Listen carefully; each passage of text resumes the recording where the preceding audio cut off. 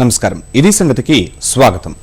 నడుస్తున్న దశాబ్దం ముగిసేలోగా రాష్ట్రాన్ని దేశంలోనే అగ్రగామిగా నిలపడమే చంద్రబాబు లక్ష్యం. దీనికోసం ఆయన భారీ వ్యూహరచన చేస్తున్నారు. భవిష్యత్ అవసరాలను అంచనా వేసి ఆ దిశగా కార్యాచరణను రూపొందిస్తున్నారు. సరిహద్దులు దాటి దేశంలోకి వస్తున్న విదేశీ వస్తువులను తగ్గించాలన్న కేంద్రం ఆలోచనకు ఊతంగా ఆంధ్రప్రదేశ్ను ఎలక్ట్రానిక్ ఉపకరణాల తయారీ హబ్గా మార్చేందుకు సరికొత్త పథకాన్ని రూపొందిస్తున్నారు. వేల కోట్ల పెట్టుబడులను ఆహ్వానించడంతో పాటు రానున్న 6 ఏళ్లలో 4 లక్షల ఉద్యోగాలను సృష్టించాలని లక్ష్యంగా పెట్టుకున్నారు. మేక్ ఇన్ ఆంధ్రప్రదేశ్ లక్ష్యంగా సర్కారు తీసుకొచ్చిన ఎలక్ట్రానిక్ పాలసీలోని అంశాలేంటి? ఉద్యోగాల కల్పనకు, పెట్టుబడులు రాబట్టేందుకు, పరిశ్రమల స్థాపనకు ప్రభుత్వం తీసుకుంటున్న చర్యలేంటి?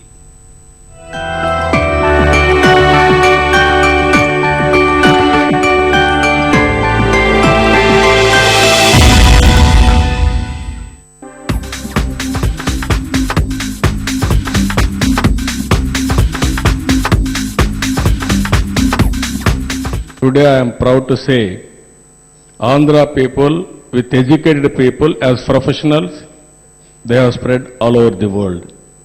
Yesterday, Honorable PM in America mentioned rightly, Indians are there all over the world, Americans are there only in America. Once they used to ask me one question, all our people, we are spending so much of money, after education they are going abroad, there is a brain drain. I used to say at that time, initial stage there is a brain drain, ultimately there will be brain gain. Today that is what is happening. So many people are coming with the technologies, with the resources and also best practices that is going to happen. Even I am appealing everybody, yesterday PM has appealed, PM has given a call. In the recent times, Digital India, we will be #1 in that.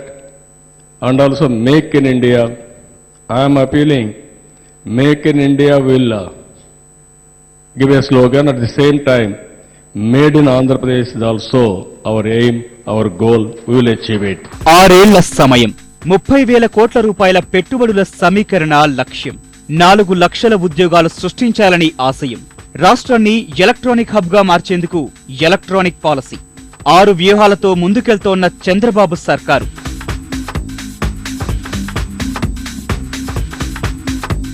నేడు ప్రపంచాన్ని తన చుట్టూ తిప్పుకుంటున్న అతిపెద్ద వ్యాపారం electronic ఉపకరణాలది. ప్రస్తుతం ఈ విపణి విలువ 105 లక్షల కోట్ల రూపాయలుండగా అది రానున్న 6 ఏళ్లలో 144 లక్షల కోట్ల రూపాయలకు చేరుతుందని అంచనా.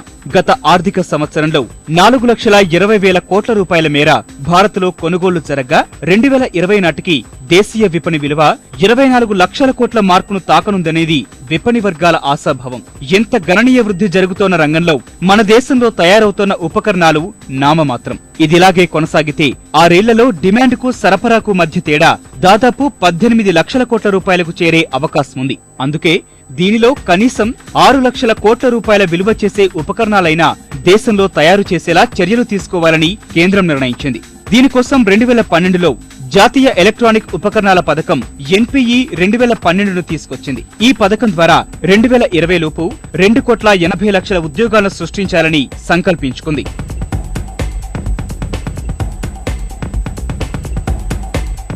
తర్వాత అసెంబ్లీ యూనిట్స్ ఇక్కడ వస్తున్నాయి, ఇంపోర్టెడ్ ఇవే మనం కొంటున్నాం. ఇక్కడ ఎవరు మ్యానుఫ్యాక్చర్ చేసి ఇవన్నీ ఏం అనట్లేదు. మన వాల్యూ అడిషన్ చాలా తక్కువగా ఉంది, లెస్ దాన్ 5% వాల్యూ అడిషన్. అంతా ఈ కవర్లు తెప్పించేసి, ప్రింటెడ్ సర్క్యూట్ బోర్డులు తెప్పించేసి ఈవెన్ అసెంబ్లీ కూడా చేయడం లేదు. అందుకని దీనివల్ల ఏమవుతుందంటే మనకు విపరీతమైన ఫారిన్ ఎక్స్చేంజ్ అవుట్గో వెళ్తూ ఉంది. దానివల్ల మన దేశానికి చాలా ఎక్కువ నష్టం జరుగుతుందని చెప్పేసి గవర్నమెంట్ ఆఫ్ ఇండియా మన బడ్జెట్లో అరుణ్ జైట్లీ గారు కూడా ఇది అనౌన్స్ చేశారు. ఈ ఇండియన్ ఎలక్ట్రానిక్ మ్యానుఫ్యాక్చరింగ్ పాలసీకి చాలా హితోధికాలు ఇచ్చేసి దాన్ని ప్రోత్సహం చేయాలని చెప్పేసి గవర్నమెంట్ ఆఫ్ ఇండియా వాళ్ళు కూడా ఒక పాలసీ రిలీజ్ చేశారు. రాష్ట్రాన్ని అన్ని రంగాల్లో అగ్రగామిగా నిలపాలనుకుంటున్న చంద్రబాబు దేశ భవిష్యత్తు అవసరాలు దృష్టిలో ఉంచుకొని ప్రతి చోట ఆంధ్రప్రదేశ్ బ్రాండ్ కనపడేలా కసరత్తులు చేస్తున్నారు. ఢిల్లీ నుంచి నుంచి గల్లీ దాకా ప్రతి చోట ఈ పాలన రాబోతున్న తరుణంలో ఎలక్ట్రానిక్ ఉపకరణాలకు విపరీతమైన డిమాండ్ పెరగనుంది. దీన్ని దృష్టిలో ఉంచుకొని ఈ రంగంలో రాష్ట్రం దూసుకుపోయేందుకు ఉన్న అన్ని అవకాశాలను బాబు పరిశీలించారు.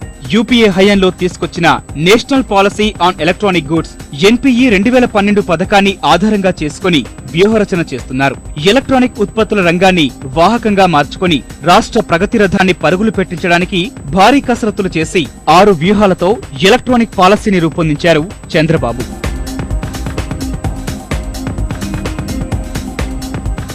హార్డ్వేర్ లేకుండా సాఫ్ట్వేర్ ఉండదు. Only software become useless. ఈ సందర్భంలో మన ఇండియాలో హార్డ్వేర్ మ్యానుఫ్యాక్చరింగ్ చాలా తక్కువ. ఎలక్ట్రానిక్స్లో అన్నీ ఇంపోర్టెడే, ఇంక్లూడింగ్ స్పేస్ అవనండి, డిఫెన్స్ అవనండి, అన్నిటికి మొబైల్ కమ్యూనికేషన్ అవనండి, అన్నిటిలో కూడా మనం ఇంపోర్ట్ చేసుకుంటున్నాం.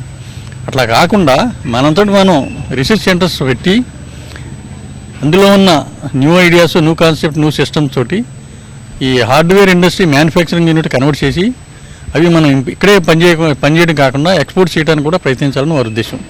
యూపీఏ హయాంలో తీసుకొచ్చిన ఎన్పీఈ పథకాన్ని స్వీకరించిన రాష్ట్ర సర్కారు దానికి విస్తృత ప్రాచుర్యం కల్పించాలని నిర్ణయించుకుంది. పథకంలో పొందుపరిచిన అంశాలను ప్రామాణికంగా చేసుకుని రాష్ట్రంలో నెలకొల్పబోయే ఎలక్ట్రానిక్ పరిశ్రమలకు రాయితీలు కల్పించడంతో పాటు ఇంకొన్ని అదనపు ప్రయోజనాలు కల్పించేలా సర్కారు తీసుకున్న నిర్ణయం పరిశ్రమ వర్గాలు నవ్యాంధ్ర వైపు చూసేలా చేస్తోంది. రాష్ట్రంలో ఎలక్ట్రానిక్స్ తయారీ క్లస్టర్ ఈఎంసీలను ఏర్పాటు చేయడం, మౌలిక వసతులు, 50 రాయితీలు కల్పించడం వంటి అనేక పారిశ్రామిక అనుకూల నిర్ణయాలు జరిగాయి. రాష్ట్ర వ్యాప్తంగా 20 ఈఎంసీల ఏర్పాటుకు సన్నాహాలు చేస్తున్న ప్రభుత్వం ఔత్సాహిక సంస్థలకు ఏక గవాక్ష విధానంలో అనుమతులివ్వనుంది.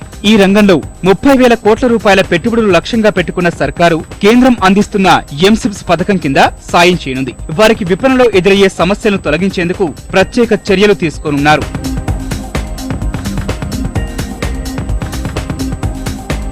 ఈ క్రమంలోనే విశాఖను రాష్ట్ర ఎలక్ట్రానిక్ హబ్ గా మార్చేందుకు ప్రభుత్వం కృషి చేస్తోంది.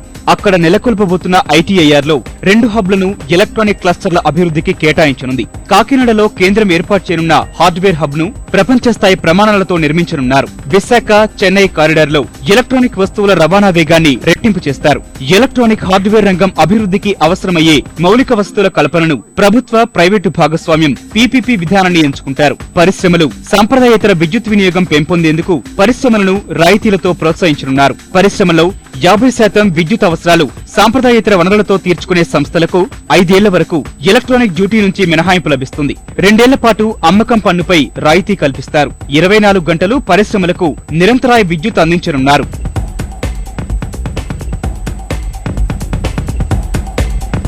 రాష్ట్రంలోకి పెట్టుబడుల ప్రవాహాలను ఉరకలెత్తించడమే లక్ష్యంగా పెట్టుకున్న చంద్రబాబు సర్కారు కేంద్రమిచ్చే ప్రోత్సాహకాలకు అదనంగా మరికొన్ని జోడించనుంది. ప్రస్తుతం ఉన్న 7 కార్మిక చట్టాల నుంచి ఎలక్ట్రానిక్స్, హార్డ్వేర్ సంస్థలకు మినహాయింపునిస్తారు. ఈ రాయితీలు, ప్రోత్సాహకాలు సదరు సంస్థలకు త్వరగా అందేందుకు ప్రత్యేక కమిటీని ఏర్పాటు చేస్తారు. ఆర్థిక ప్రోత్సాహాల కింద పరిశ్రమల తొలి లావాదేవీలకు 100% స్టాంప్ డ్యూటీ, బదిలీ సుంకం, రిజిస్ట్రేషన్ ఫీజులు మినహాయిస్తారు. రెండవ లావాదేవీలకు 50% రాయితీలు కల్పించాలనుకుంటున్న సర్కారు విద్యుత్ సుంకాల్లోనూ రాయితీల జల్లు కురిపించనుంది. చిన్న సంస్థలకు 50%, చిన్న తరహా పరిశ్రమలకు 40%, మధ్య తరహా పరిశ్రమలకు 25%, భారీ పరిశ్రమలకు 10% వరకు 5 ఏళ్ల పాటు రాయితీలు కల్పిస్తారు. 250 కోట్ల రూపాయల పెట్టుబడులతో 5 ఏళ్లలో 2,000 మందికి ఉపాధి కల్పించే సంస్థలకు ఇంకా అదనపు ప్రోత్సాహకాలు అందించనున్నారు. ఎస్సీ, ఎస్టీ, మహిళా పారిశ్రామికవేత్తలకు అదనంగా 5% రాయితీలు కల్పిస్తారు.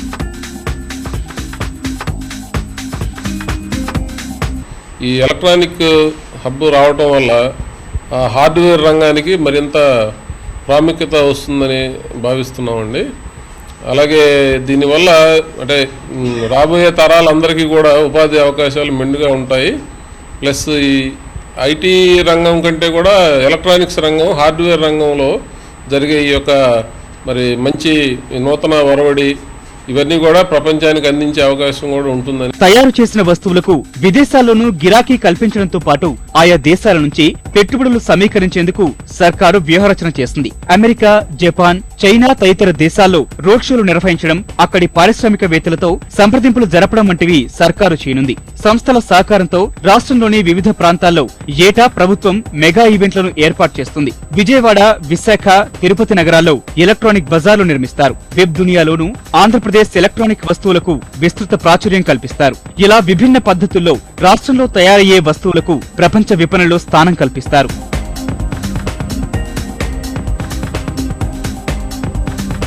ఇలా విభిన్నమైన పద్ధతుల్లో వినూత్నమైన మార్గాల్లో రాష్ట్రాన్ని ఎలక్ట్రానిక్ ఉపకరణాల తయారీ హబ్ గా మార్చాలనుకుంటున్న సర్కారు ప్రత్యేక కమిటీ సాయంతో పరిశ్రమల ఏర్పాటుకు సంబంధించిన నిర్ణయాలన్నీ చకచకా జరిగిపోయేలా చర్యలు తీసుకోనుంది. అంతేగాక రానున్న 5 ఏళ్లలో ఎలక్ట్రానిక్స్ రంగంలో 500 మంది PhD పట్టభద్రులను తయారు చేయాలని సంకల్పించుకుంది. తద్వారా కొత్త కొత్త ప్రయోగాలకు రూపకల్పనలకు తెరతీయనున్నారు. ప్రభుత్వం విధించుకున్న ఈ లక్ష్యాల సాధనలో విజయం సాధిస్తే 2020 నాటికి నవ్యాంధ్ర ఎలక్ట్రానిక్ ఉపకరణాల తయారీలో దేశంలోనే అగ్రగామిగా మారే అవకాశం ఉంది. నవ్యాంధ్ర ఐటీ రాజధానిగా విశాఖ అవతరించనుంది. భవిష్యత్ నవ్యాంధ్ర ఐటీ దిక్సూచి సిగ్నేచర్ టవర్ నిర్మాణానికి సాగర తీరం వేదిక కానుంది. ఐటీ రంగంలో పెట్టుబడులు ఆకర్షించే దిశగా చంద్రబాబు సరికొత్త పథకానికి శ్రీకారం చుట్టారు. ఒక్క అడుగులోనే 100 కోట్ల పెట్టుబడిని, వేల సంఖ్యలో ఉద్యోగాలను సృష్టించే దిశగా ఫలితాలు సాధించారు. విప్రో, గూగుల్, ఇన్ఫోసిస్ వంటి ఐటీ దిగ్గజాలను నవ్యాంధ్ర ప్రగతి పదంలో భాగస్వామ్యం చేశారు. నైపుణ్యాలకు మెరుగులు దిద్దే ఇంక్యుబేషన్ కేంద్రాన్ని ప్రారంభించారు. అదే వేదికలో సృజనకు అవకాశాలు కల్పించే స్టార్టప్ కేంద్రాన్ని మొదలుపెట్టారు. కళాశాల నుంచి బయటకు అడుగు పెడుతూనే 1000 మంది విద్యార్థులను పారిశ్రామికవేత్తలుగా తీర్చిదిద్దాలనే సరికొత్త సవాలును నవ్యాంధ్ర ప్రభుత్వం స్వీకరించింది. ఆ దిశగా స్టార్టప్ దిగ్గజంతో ఒప్పందం కుదుర్చుకుంది. పరిశ్రమలకు అడుగడుగునా సహకరించే విప్లవాత్మక నిర్ణయాలు నిర్దేశించుకుంది. హైటెక్ విశాఖను నెలకొల్పడమే ధ్యేయంగా ఐటీ రంగాన్ని ముందుకు తీసుకెళ్తామని ప్రకటించింది.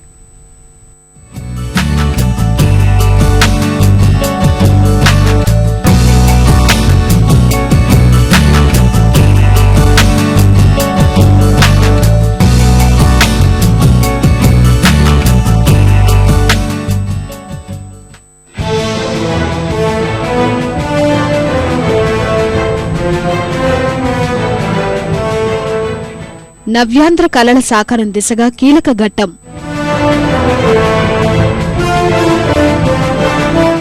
రాష్ట్ర ఐటీకి ముఖ్య కేంద్రంగా సాగర నగరం.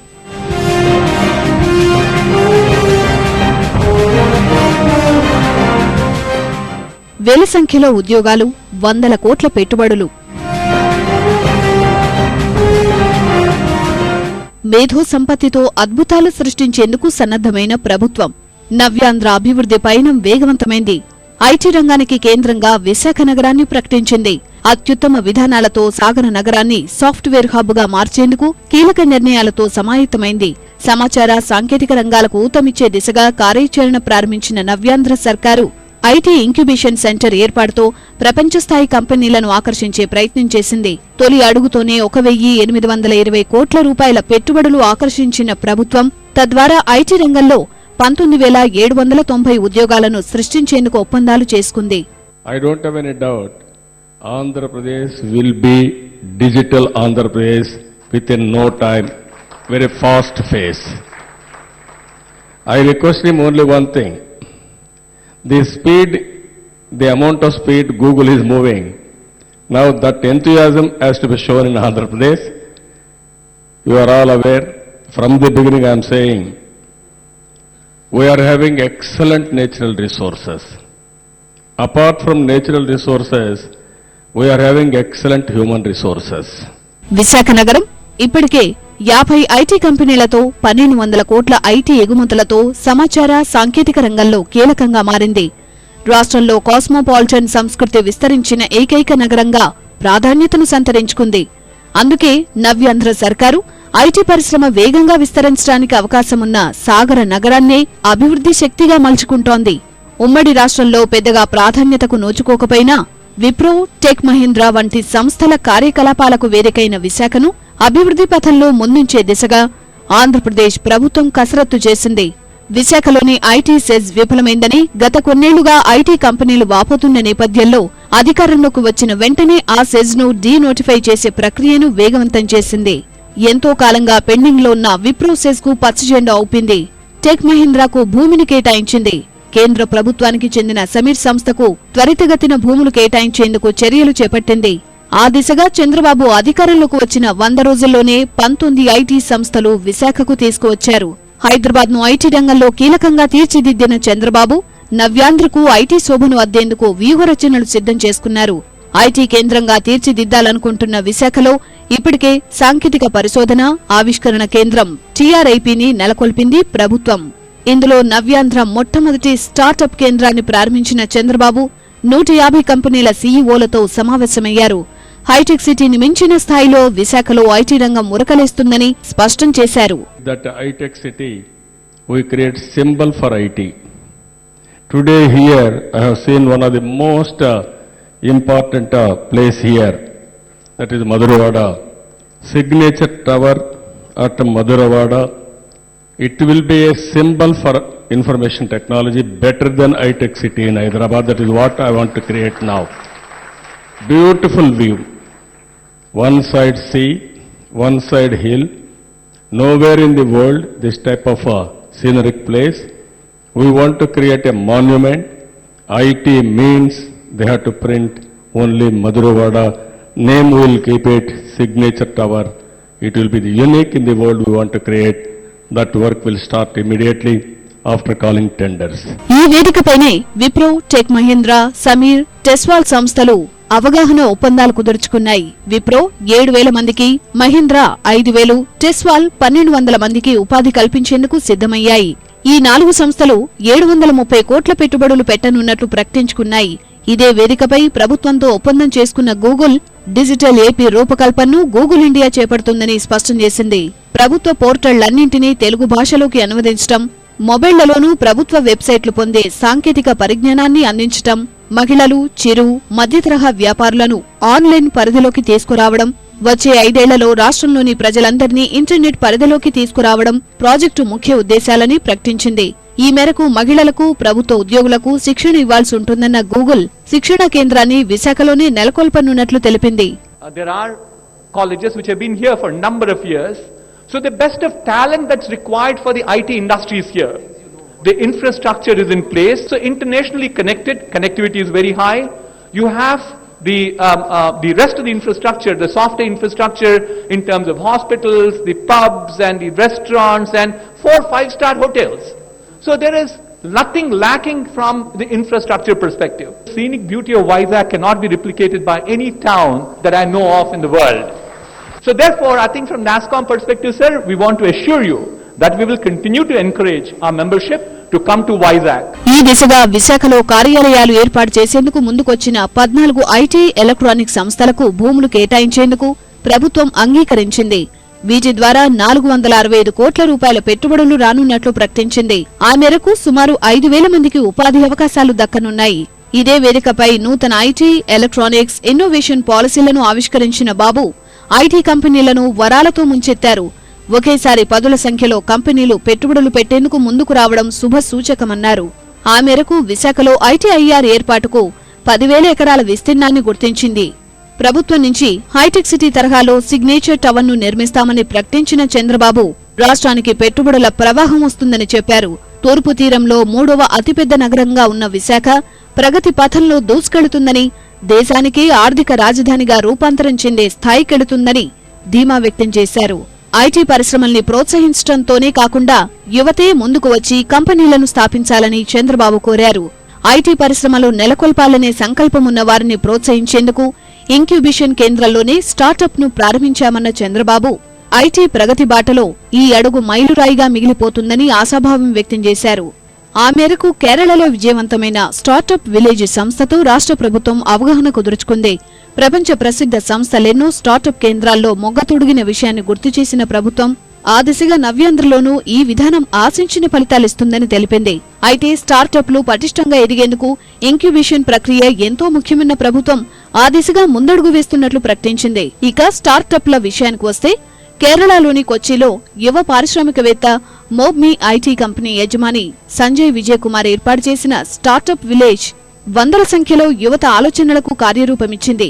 ఈ విషయాన్ని తెలుసుకున్న చంద్రబాబు రాష్ట్రంలోనూ ఈ విధానాన్ని పటిష్టపరచాలన్న ధ్యేయంతో ఒక బృందాన్ని స్టార్టప్ విలేజ్ల సందర్శనం కోసం పంపించారు. ఆ దిశగా వేగవంతమైన కార్యాచరణ రూపొందించి రోజుల వ్యవధిలోనే విశాఖను స్టార్టప్ కి కేంద్రంగా మార్చాలని సంకల్పించారు. ఆ దిశగా సోమవారం స్టార్టప్ విలేజ్ తో ఒప్పందం కుదుర్చుకున్న ప్రభుత్వం వచ్చే 5 ఏళ్లలో కనీసం 1000 మంది కళాశాల విద్యార్థులతో కంపెనీలు పెట్టించడమే లక్ష్యంగా ఆ సంస్థ పనిచేస్తుందని స్పష్టం చేసింది. Many a time in the future, when you see large companies which were started in Visakhapatnam startup village emerging as the future global companies. So today will be remembered as the beginning of a great journey. When Mr. Chandrababu Naidu was the Chief Minister of the combined state, he did such a good job that Infosys today has a very strong presence in Hyderabad, and it is all because of his vision and support that we were able to grow to such an extent in Hyderabad. ఈ startup కేంద్రాలు సరికొత్త ఆలోచనల్ని ప్రోత్సహించడంతో పాటు రాష్ట్రానికి ప్రసిద్ధ కంపెనీలను ఆకర్షించాలనేది ప్రభుత్వ ఆలోచన. రాష్ట్రంలో ఐటీ పరిశ్రమలు పెట్టడానికి ముందుకొచ్చే కంపెనీలను ప్రోత్సహించేందుకు అవసరమైన అన్ని చర్యలు చేపట్టేందుకు నిర్దిష్టమైన విధానాలు రూపొందించింది ప్రభుత్వం. అవసరమైన స్థలాన్ని కేటాయించడం సహా అంతర్జాతీయ స్థాయిలో మౌలిక సదుపాయాలను కల్పించేందుకు సిద్ధంగా ఉన్నట్లు ప్రభుత్వం ప్రకటించింది. అనుమతుల కోసం వేచి చూసే అవసరం లేకుండా పరిశ్రమల ప్రోత్సాహకానికి ప్లగ్ అండ్ ప్లే విధానాన్ని ప్రవేశపెట్టనుంది. ఇలా నవ్యాంధ్ర గమనాన్ని నిర్దేశించనున్న ఐటీ రంగాన్ని వేగంగా ప్రోత్సహించేందుకు ప్రభుత్వం రూపొందించిన విధానాలు విశాఖను భవిష్యత్ ఐటీ కేంద్రంగా మారుస్తాయని నిపుణులు అంచనా వేస్తున్నారు. మరిన్ని విభిన్న అంశాలతో మరో ఇది సంగతిలో కలుసుకుందాం. నమస్కారం.